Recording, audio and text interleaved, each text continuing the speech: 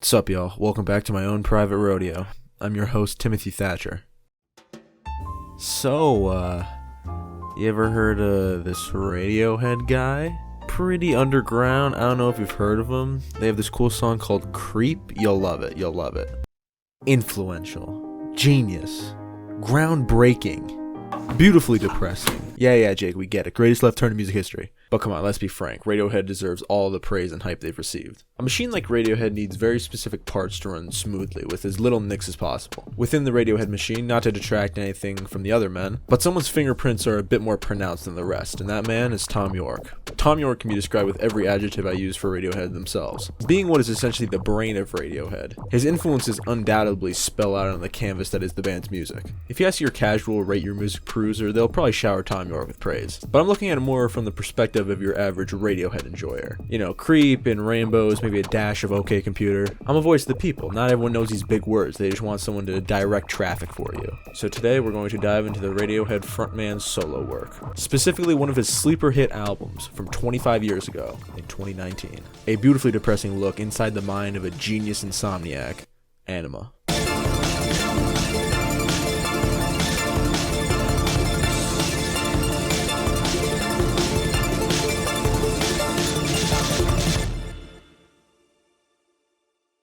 So, for those who don't know, Thom Yorke makes music. Yeah, I'm serious. I'll spare you the history of Radiohead's formation, but I'll compress the tale a bit. Thom Yorke, Johnny and Colin Greenwood, Philip Selway, and Ed O'Brien start making music when they were young. I think they met on a Friday or something, I don't know. But they would form and be dubbed Radiohead, and instantly light the music world on fire with their youthful take on alternative rock with albums like Pablo Honey and The Bends. And when they built upon their alternative rock roots and added progressive rock and hints of art rock to their catalog, they created what some might say is the best album ever, OK Computer. They started to dislike making music, isolation, self-produced, Kid A, greatest left turn in music history, blah blah blah, but the band was set to break up before they broke ground with Kid A, then following it up with Amnesiac and Hail to the Thief. But this is where our story begins to cross paths. In 2004, after finishing the tour for Hail to the Thief, Radiohead went on hiatus, and Thom Yorke began recording his solo album, The Eraser, with longtime Radiohead producer Nigel Godrich in late 2004. Work continued through 2005 between Radiohead sessions. When asked about his recording for the solo run, he told Pitchfork, "I've been in the band since we left school and never dared to do anything on my own. It was like, man, I've got to find out what it feels like, you know?" The Eraser got mixed reviews, and I was listening to The Eraser while I was writing this, and I think I fall pretty much in that way, pretty mixed as well. If you listen to The Eraser, drop a comment. I'm curious what people's thoughts were when Thom Yorke started releasing solo music.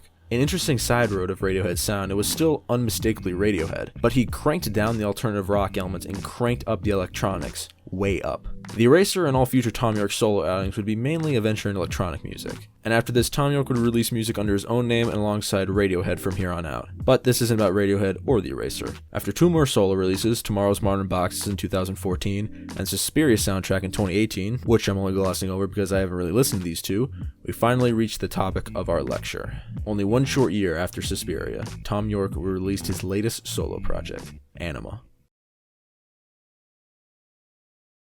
Anima was born out of Thom Yorke suffering from writer's block and not being able to make something he could sink his teeth into. He would watch a live performance of the electronic musician Flying Lotus improvising songs out of loops live, and him and his close friend Nigel Godrich would take this bass and build upon it to become the album we have now. Thom Yorke would send long, incoherent, schizophrenic musical passages to Godrich that he would translate into short, digestible loops that Thom Yorke could write to. The album was promoted in quite an interesting and notable way as well. In June 2019, posters in cities around the world appeared advertising Anima Technologies, a company claiming to be able to recover lost dreams with a dream camera. Calling the number on the advertisement led to a pre-recorded message advertising that Anima Technologies has been seized after unlawful activities, followed by part of the track Not the News. A few weeks later, Anima would be released to the public. Now, Anima is this fuzzy, hazy, clear, ethereal piece of music, an album much rooted in the ideas from The Eraser, but improved upon in many ways.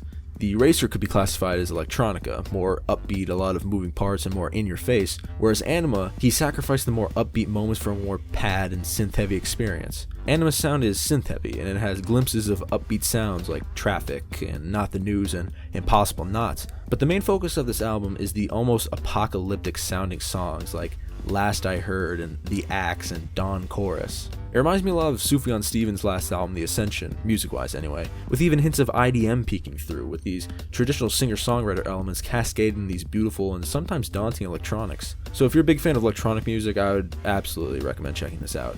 Shocker, Jake recommends something he made a video on? No fucking way, dude. This is a very ethereal mood album, not something you're gonna put on when you're, I don't know, committing tax fraud or something normal like that. Thom Yorke wanted to present these themes of anxiety, dystopia, and sleep. The title Anima refers to the psychoanalyst Carl Jung's concept of the anima and animus, and Yorke's obsession with dreams. Reminds me of a horror movie I remember watching recently, Come True. Good movie, but I bring it to your attention because it has sections explicitly talking about anima and animus. The anima and the animus are described as a part of Carl Jung's theory of the collective unconscious.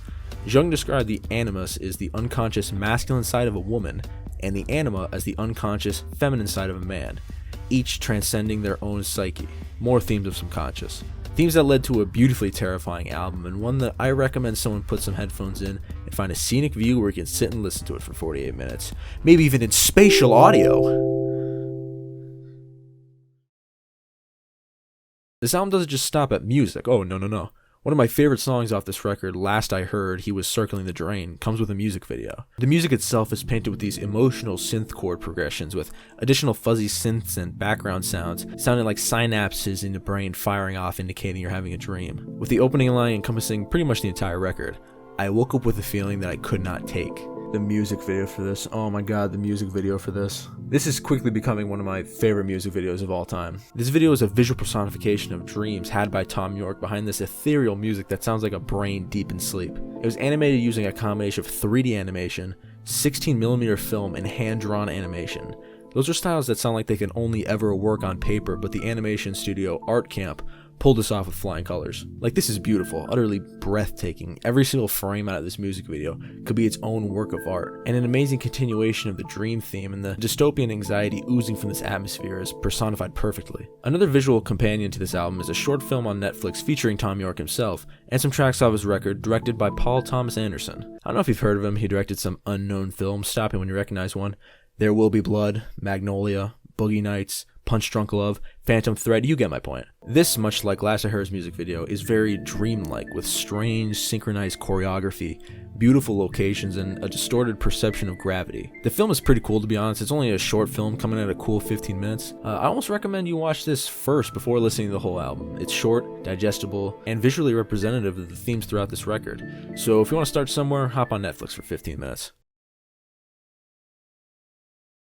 Something else I'd like to shine a light on in the visual aspect of this album is the album cover. Like, come on, look at this thing. It's beautiful. The orange color screams for your attention, and the cardboard backing with these schizophrenic shadow people drawings are just breathtaking. The art director was resident Radiohead artist Stanley Donwood. This man fascinates me, and I'd love to make a video exclusively on him and Radiohead's album covers at some point down the line. And the art continues with the vinyl record release itself. There are a few versions like the limited edition book LP, but I got the regular orange vinyl, which I still think is beautiful. I did a vinyl update dissecting the art and going a bit deeper into the intricacies of the vinyl packaging, so if you want to watch that, go check that out. It's as if Stanley Donwood went inside of Thom Yorke's head, painted his dreams of this dystopian distortion. The visual aspects of this album really lent a hand to the mood and vibe it gives off, and everyone involved hit the nail on the head for this release.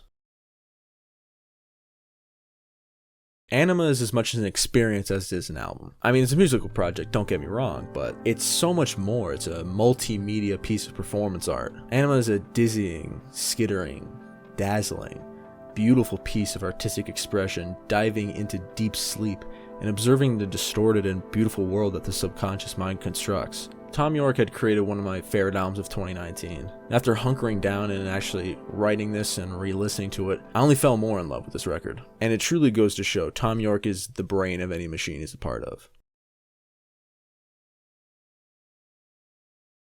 Whoa, Kenny, we're done. So a little peek behind the foreskin. This was actually meant to come out way longer ago.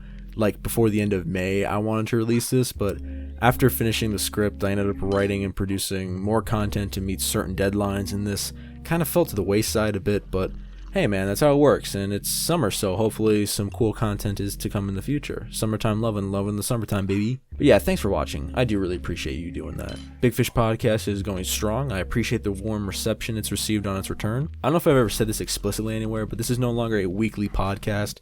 That was stretching me thin, so I was like, it's a whenever I feel like it series now. That and everything else I mentioned will be linked below. But if you miss listening to me on a weekly basis, you can check out my other podcast, the Good Enough Podcast, where I talk with the boys and pretty much shoot the shit for an hour and change. And if you like bonus videos, early content, and supporting the troops, check out my Patreon for some goodies for only 5 big greens. It's lit there, trust me. For example, you could have seen this video early if you were a patron. But yeah, that's about it. I do really appreciate you checking this video out.